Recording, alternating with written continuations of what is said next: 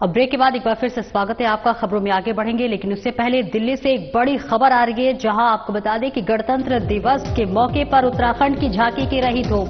बड़ी जानकारी आपको दे रहे हैं, जहां गणतंत्र दिवस परेड 2025 में उत्तराखंड की झांकी को मिला तीसरा स्थान। बेहद गौरव की बात उत्तराखंड के लिए। और इस बीच मुख्यमंत्री पुष्कर सिंह धामी के निर्देश पर सांस्कृतिक विरासत एवं साहसिक खेल थीम पर तैयार की गई थी झांकी। पीएम मोदी ने हाथ हिलाकर उत्तराखंड की झांकी का किया था अभिवादन। और इस बीच उत्तराखंड की झांकी को पीपल्स चाइल्ड अवार्ड श्रेणी में तीसरा स्थान पाने का पुरस्कार मिला है।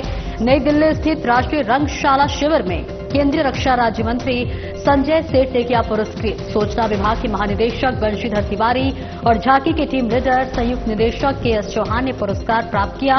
उत्तराखंड की झांकी ने कर्तव्य पथ पर सभी का ध्यान किया आकर्षित, केएस चौहान ने कहा। और इस बीच प्रसिद्ध जागर गायन और लोकनृत्य छपेली में उत्तराखंड राज्य की लोक संस्कृति की झलक की हुई खूब प्रशंसा।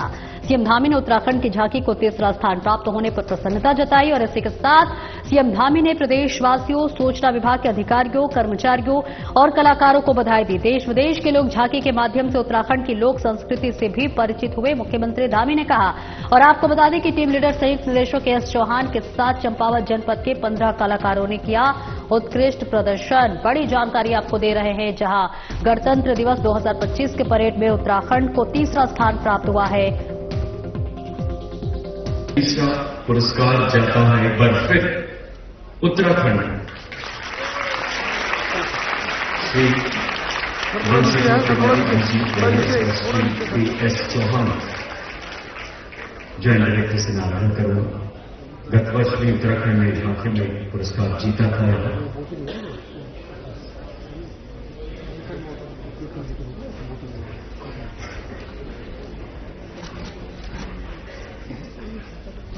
भाई थोड़ा नीचे, भाई भाई थोड़ा नीचे, थोड़ा नीचे भाई, थोड़ा नीचे।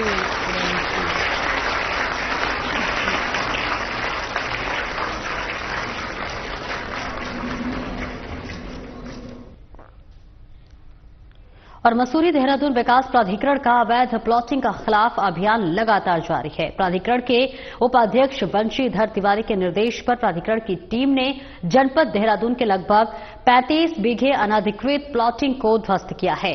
सहायक अभियंता प्रमोद कुमार, अवर अभियंता शालेंद्र शाह और अमरलाल भट्ट की उपस्थिति में बाजावाला रोड ट्यूबवेल में दिलीप भंडारी, संजय सुंदरियाल और आहिशान अली द्वारा किए जा रहे अनधिकृत प्लॉटिंग को पुलिस बल की उपस्थिति में ध्वस्त किया गया। प्राधिकरण के आपको बताते चले कि उपाध्यक्ष बंशीधर तिवारी ने कहा कि अवैध प्लॉटिंग किसी भी सूरत में बर्दाश्त नहीं है। प्राधिकरण से निर्माण कार्यों को लेकर मानचित्र स्वीकृत कराकर ही निर्माण कार्य करें।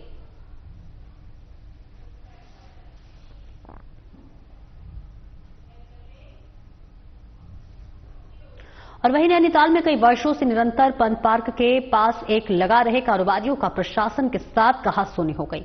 प्रशासन की तरफ से कुछ कारोबारियों को दुकानें लगाने की अनुमति दिए जाने से अन्य कारोबारी नाराज दिखे। देर शाम तक चली कहासुनी सभी फड़ कारोबारियों को जगह दिए जाने की आश्वासन के बाद खत्म हुई। और इस दौरान नैनीताल संयुक्त मजिस्ट्रेट वरुणा अग्रवाल ने कहा कि प्रशासन का सहयोग करे और अपना कारोबार करे। जिन जिन कारोबारियों का सत्यापन होते रहेगा उनको जगह उपलब्ध कराई जाएगी। बताते चले कि फड़ कारोबारियों विगत कई वर्षों से लगातार पंथ पार्क से लेकर मां नैना देवी मंदिर गुरुद्वारे के पास दर्जन फड़ व्यवसायी अपना कारोबार करते आ रहे हैं। तो आप प्रशासन के साथ सहयोग करें, वहाँ पे आप अपना वेंडिंग का कार्य शुरू करें सत्यापन के उपरांत, ताकि हम लोग उस विधि के नियम के अनुसार वेंडिंग जोन को हम स्टैब्लिश कर सकें। जैसे जैसे पॉपुलेशन बढ़ती है, किसी जगह का टूरिस्ट वैल्यू बढ़ता है, वैसे वैसे वेंडर्स भी बढ़ते जाते हैं उस जगह पे, क्योंकि उनको दिखता है कि उनका सामान वहाँ बिकता है। तो जैसे जैसे टाइम के अनुसार हमें एक टाइम पे लगा कि यहाँ पे। और वे उत्तराखंड एसटीएफ और हरिद्वार पुलिस ने संयुक्त अभियान में जिला कारागार हरिद्वार से फरार हुए आरोपी पंकज वाल्मीकि को मुठभेड़ के बाद गिरफ्तार कर लिया है। मामले की जानकारी देते हुए वरिष्ठ पुलिस अधीक्षक एसटीएफ नवनीत सिंह भुल्लर ने बताया कि विगत वर्ष दशहरे के अवसर पर जिला कारागार हरिद्वार से पंकज और राम कुमार दीपात फांदकर फरार हो गए थे, जिसमें एक आरोपी राम कुमार को हरिद्वार पुलिस ने पहले ही गिरफ्तार कर लिया था, लेकिन पंकज की तलाश की जा रही थी, जिसकी गिरफ्तारी पर 50,000 रुपए का इनाम भी घोषित किया गया था। फरार कैदी पंकज को पकड़ने के लिए पुलिस ने महीनों से जाल बिछा रखा था। वहीं देर रात को पंकज और पुलिस के बीच मुठभेड़ हो गई। खुद को घिरता देख बदमाश ने पुलिस पर फायरिंग शुरू कर दी, जिसके जवाब में पुलिस ने भी कार्रवाई की और इस दौरान पुलिस की गोली बदमाश के पैर में लगी, जिससे वह घायल हो गया। घायल बदमाश को गिरफ्तार कर तत्काल जिला अस्पताल में भर्ती कराया गया है। फिलहाल पुलिस इस बात की जांच कर रही है कि फरार कैदी इतने महीनों तक कहां छिपा हुआ था और उसे किन किन लोगों से मदद मिल रही थी।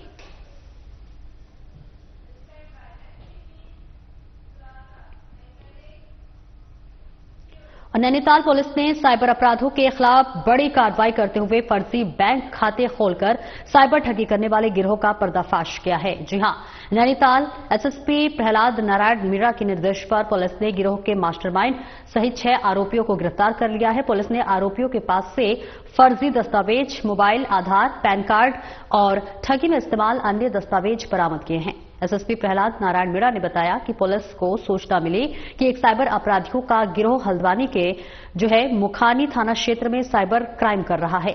जांच पड़ताल के बाद पुलिस ने मुखानी क्षेत्र अंतर्गत स्थित तारा कॉम्प्लेक्स से 6 व्यक्तियों को गिरफ्तार किया है।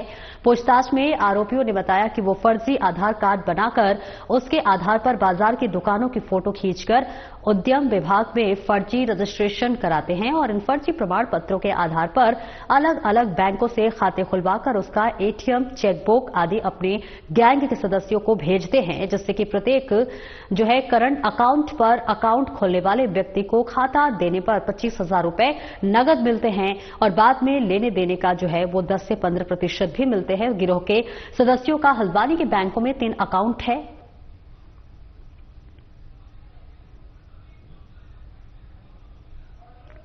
क्षेत्र में जो हमारी एसओजी खाने खाने की जो टीम है, उन्होंने एक गैंग पकड़ा है। और बेसिकली ये जो गैंग है, ये आप लोगों ने देखा होगा कि साइबर फ्रॉड के बहुत सारे जो मामले हुए हैं, उनमें एसओपी ये है कि एक करंट अकाउंट खुलाया जाता है और उस करंट अकाउंट में छोटे छोटे अमाउंट के बहुत सारे पैसे आते हैं और फिर उस पैसे को एक साथ बल्क में ट्रांसफर कर दिया जाता है और उसके बाद में उसको बिटकॉइन इन सब चीजों में चेंज कर लेते हैं। तो बहुत बार जो इन्वेस्टिगेशन एजेंसीज होती है उनके पास भी और जो पेमेंट गेटवे मोड जितने भी हैं, उनके पास थोड़ा सा इस चीज की दिक्कत आती है कि जब पैसे का ट्रांसफर 2-4 बार हो जाता है तो वो पेमेंट वापस हो नहीं पाता। तो इन्हीं सब चीजों में ये जो गैंग है, इसके कुछ लोग हमने पकड़े हैं। इनका बेसिकली काम क्या था कि ये जो लोग हैं, ये कुछ करंट अकाउंट ऑपरेट करते थे और करंट अकाउंट ऑपरेट करने के लिए जो अकाउंट होल्डर है, उसका किसी भी एंटरप्राइज जो एजेंसी है उसका रजिस्ट्रेशन होना चाहिए, तभी आप करंट अकाउंट खुलवा सकते हैं। तो उस रजिस्ट्रेशन के लिए लोग क्या करते थे कि कुछ फर्जी आधार बनाते थे, कुछ दुकानों की फर्जी फोटो खींच के और ऑनलाइन पोर्टल में उसको रजिस्ट्रेशन के लिए भेजते थे और कुछ इन लोगों ने फर्जी मोबाइल नंबर भी ले रखे हैं जिनके थ्रू ये ओटीपी आने के बाद में उन रजिस्ट्रेशन को कंप्लीट करते थे या जो अकाउंट का पैसा आता था उस पैसे का ट्रांसफर करते थे। तो इस मामले में एसओजी की और थाना जो हमारी मुखानी है, इनकी मुखबिरी के आधार पर हमने 6 लोगों को गिरफ्तार किया है। वक्त तो चला एक छोटे से ब्रेक का, फौरन हाजिर होते हैं।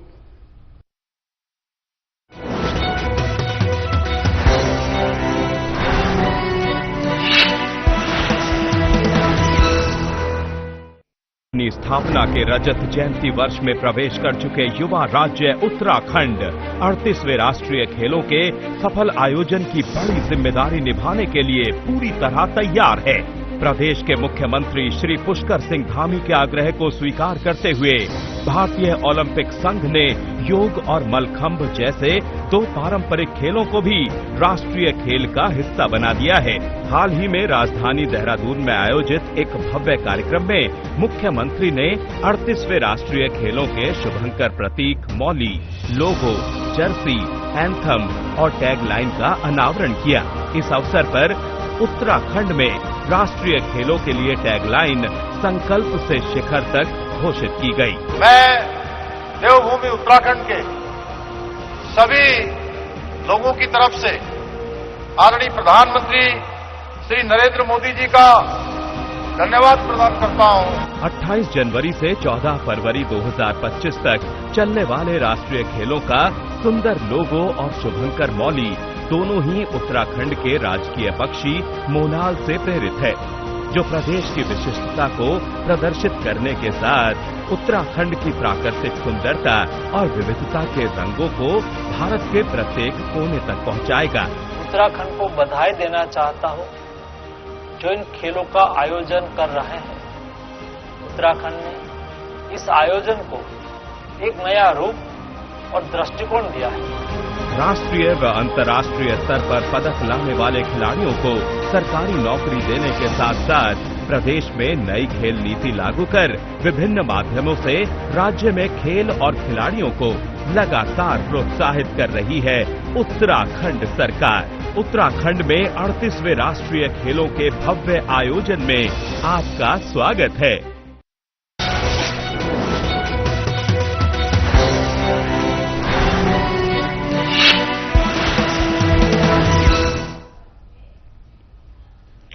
अब ब्रेक के बाद एक बार फिर से स्वागत है आपका। खबरों में आगे बढ़ेंगे, लेकिन उससे पहले बाजपुर से एक बड़ी खबर सामने आ रही है, जहां मंचलों पर चला पुलिस का चाबुक। जी हां, सीधे डांस फ्लोर से पहुंचे हवालात। बड़ी जानकारी, जहां मंचलों का डांस फ्लोर से हवालात का सफर हुआ तय। आपको बता दें कि अवैध तमंचे पर डिस्को करने वालों की बाजपुर पुलिस ने तोड़ी कमर। 2 युवकों ने अवैध तमंचे के साथ डांस करने का वीडियो किया था अपलोड। एसएसपी मणिकांत मिश्रा ने वायरल वीडियो का संज्ञान लेने के लिए दिए थे सख्त निर्देश। एसएसपी के निर्देश पर बाजपुर पुलिस ने मामले में 2 युवकों के खिलाफ मुकदमा दर्ज किया। दोनों युवकों को पुलिस ने गिरफ्तार कर जेल भेजा। युवकों के कब्जे से अलग अलग तमंचा और 2 जिंदा कारतूस भी बरामद हुए हैं। युवकों ने तमंचा कहां से खरीदा, इसकी भी जांच की जा रही है। दोनों युवकों के आपराधिक इतिहास की भी जुटाई जा रही है जानकारी।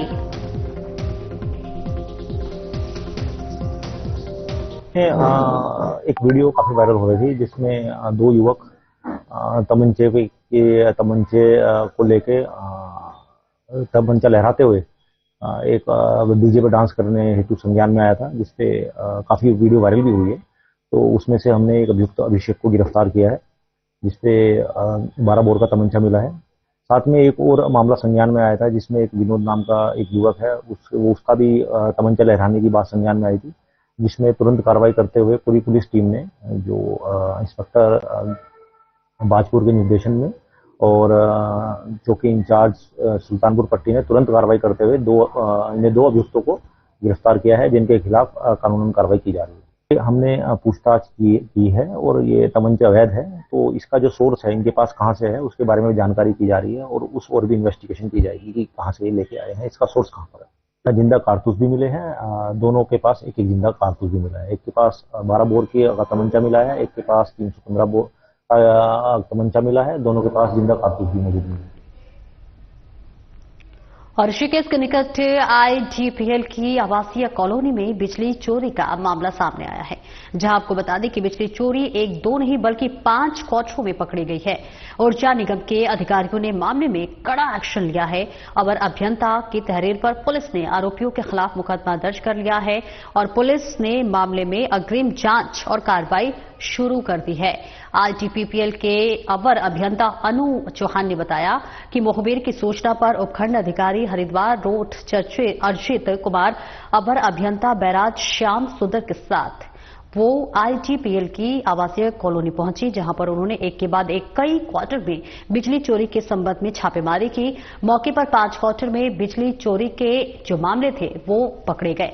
और इस बीच आपको बता दें कि विभाग की टीम ने बिजली चोरी में इस्तेमाल केबल को कब्जे में लेकर सील कर दिया है और बिजली चोरी करने वाले लोगों के खिलाफ कोतवाली पुलिस को नामजद तहरीर देकर कार्रवाई की मांग की है। वहीं कोतवाल राजवेंद्र सिंह खोलिया ने बताया कि तहरीर के आधार पर पुलिस ने कॉलोनी से रहने वाले हेमंत कुमार, मोहित कुमार, राम, सनूज, दिलीप कुमार और कल्पना देवी के खिलाफ बिजली चोरी का मुकदमा दर्ज कर लिया है और पुलिस ने मामले में अग्रिम कार्रवाई शुरू कर दी है।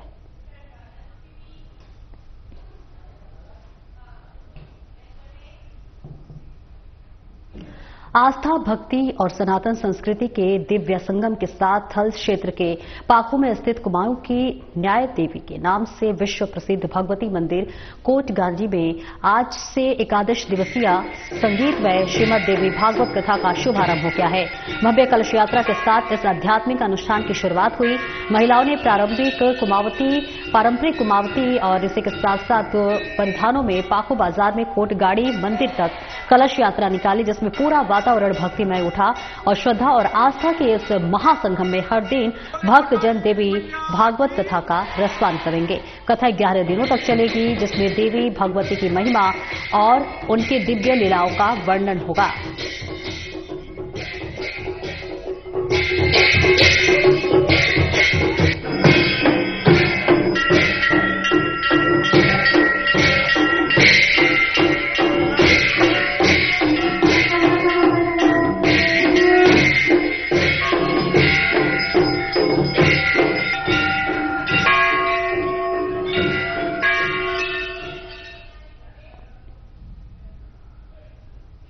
और ऋषिकेश में एक रैली के दौरान नकली बंदूक लहराकर लोगों के बीच खौफ पैदा करने वाले युवक को पुलिस ने गिरफ्तार कर लिया है।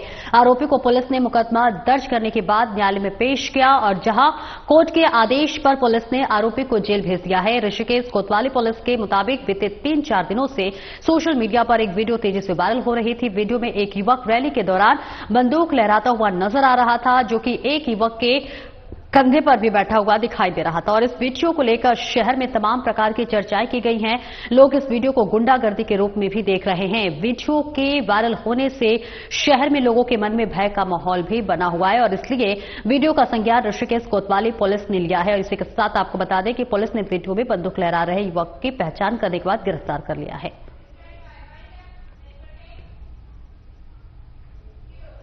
फिलहाल इस बुलेटिन में इतना ही। नमस्कार।